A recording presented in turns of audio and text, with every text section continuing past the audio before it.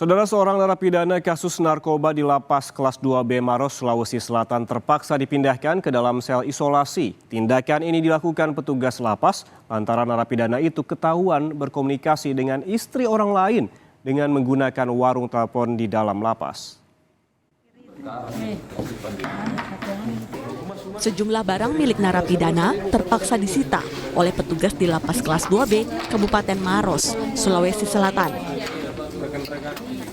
Penyitaan dilakukan saat sejumlah petugas lapas menggelar sidak terhadap narapidana di ruang kamar blok tahanan kasus pidana umum dan narkoba.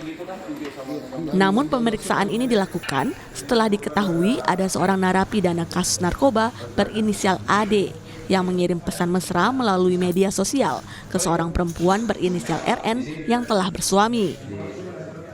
Kasus ini sendiri terbongkar saat suami RN melihat isi percakapan mesra istrinya dengan narapidana AD. Hal ini pun dilaporkan ke petugas lapas.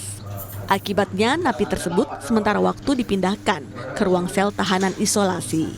Yang bersangkutan sejak hari Sabtu, ya, tindak lanjut dari kami sudah straf sel, ya, straf sel itu diisolasi, diasingkan sendiri, tidak menerima kunjungan, kemudian tidak menerima titipan makanan, ya, tidak ada akses, ya, di dalam kamar, ya, 2 kali 6 hari, ya. Kalau memang diperlukan kita perpanjang lagi. Dipastikan memang tidak ada handphone yang dipakai pada saat itu, Pak? Tidak ada, sejauh ini tidak ada. Artinya fasilitas di sini, Pak, ya? Fasilitas yang di wartel Betul-betul sustar itu. penyalahgunaan wartel itu yang dimanfaatkan, ya. Jadi chatnya ini bukan chat, ya, dia masuk akun IG, ya, dia download masuk akun IG, chat.